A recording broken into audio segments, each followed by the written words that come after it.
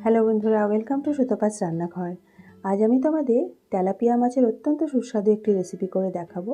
তাহলে চলো দেরি না করে রেসিপিটা শুরু করে দিই। তো এখানে আমি তেলাপিয়া মাছ নিয়ে নিয়েছি 6 পিস মতন। মাথাগুলো আমি একটা অন্য রেসিপি করব বলে রেখে দিয়েছি। তো আজকে আমি 6 পিস মাছ এখানে ভেজে নিচ্ছি। আর এখানে লাগছে আমার 3টে কুচনো পেঁয়াজ। তো মাছগুলোকে প্রথমে নুন হলুদ মেখে 5 চামচ সর্ষের তেলে আমি খুব ভালো করে ভেজে নেব। যতক্ষণ মাছ ভাজা হচ্ছে এখানে আমি নিয়ে নিয়েছি 2 চামচ কালো সর্ষে আর 1 চামচ সাদা সর্ষে। প্রথমে আমি শুকনো একটু গুঁড়িয়ে নিয়েছি। এরপর দিয়ে দিচ্ছি 5টা কাঁচা লঙ্কা আর দিয়ে দিচ্ছি অল্প একটু জল আর একটু নুন দিয়ে একটা পেস্ট বানিয়ে নেব।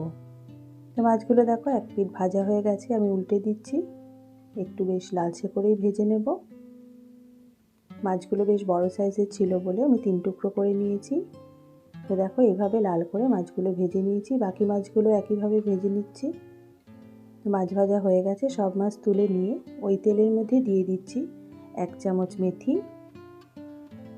মেথি বেশি ভাজা যাবে না, কারণ তিতো হয়ে যায়। একটু জাস্ট গন্ধ বেরোলেই দিয়ে দেবো পেঁয়াজের কুচিটা। আর আঁচটাকে মিডিয়ামের থেকে একটু কমিয়ে পেঁয়াজটা একটু ভেজে নেব। খুব বেশি লাল করে ভাজবো না, একটু জাস্ট পিঙ্ক পিঙ্ক হবে রঙটা, তখন আমি সর্ষের পেস্টটা অ্যাড করে দেবো। তো আমার চ্যানেলে তোমরা যারা নতুন বন্ধু আছো অবশ্যই আমার চ্যানেলটা সাবস্ক্রাইব করে দিয়ে আমার পাশে থাকার অনুরোধ রইল।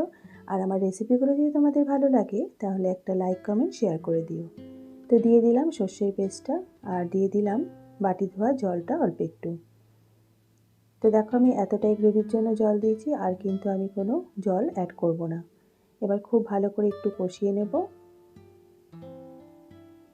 এরপরে এতে দিয়ে দিচ্ছি পরিমাণ মতো নুন। আমি কিন্তু সর্ষে বাটার সময় অল্প একটু নুন দিয়েছিলাম। আর দিয়ে দিচ্ছি অল্প একটু হলুদ।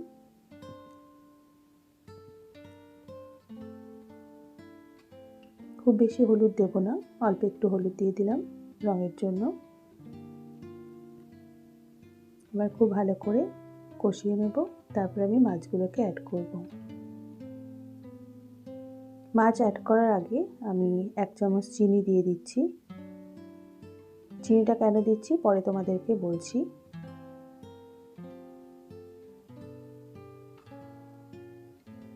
এবার খুব ভালো করে নেড়ে দিয়ে যখন তেলটা ভেসে উঠবে তখন আমি মাছগুলো দিয়ে ঢাকা দিয়ে দেবো। এই রেসিপিটা তোমরা অবশ্যই একবার ট্রাই করে দেখো। গরম ভাতে কী যে অসাধারণ খেতে লাগে।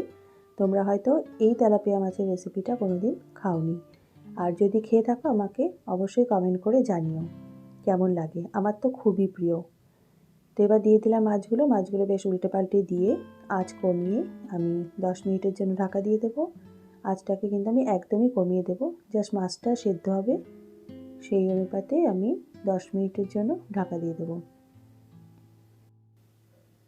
তো খুব ভালো করে ঝোলের মধ্যে মাছটাকে মিশিয়ে নিলাম। এবার আমি ঢাকা দিয়ে দিচ্ছি। তার আগে দিয়ে দিচ্ছি 4-5টা কাঁচা লঙ্কা। ঝালটা তোমরা অবশ্যই তোমাদের ইচ্ছে মতন দেবে। এবার আঁচটা একদম কমিয়ে দিলাম। তো দেখো 10 মিনিট হয়ে গেছে, মাছগুলো এক পিঠ খুব ভালো করে হয়ে গেছে। আরেকটা পিঠ আমি একটু উল্টে দেবো। এবার আমার একটা যেটা ইনগ্রিডিয়েন্টস লাগবে সেটা হচ্ছে গন্ধলেবুর রস। আর গন্ধলেবুর জিস্টটাও একটু লাগবে। জিস্ট মানে হচ্ছে লেবুর পেছনে যে গ্রিন অংশটা থাকে সেটা আমি একটু ঘষে নিয়ে দেব। আর তোমরা যখন লেবুটা ঘষবে খেয়াল রাখবে যেন সাদা অংশটা কখনোই গ্রেট হয়ে না যায়, তাহলে কিন্তু তিতো হয়ে যাবে। জাস্ট সবুজ অংশটা একটু গ্রেট করে দিয়ে দেবো। তো একটু নাড়া দিয়ে আমি আবার 5 মিনিটের জন্য ঢাকা দিয়ে দিলাম।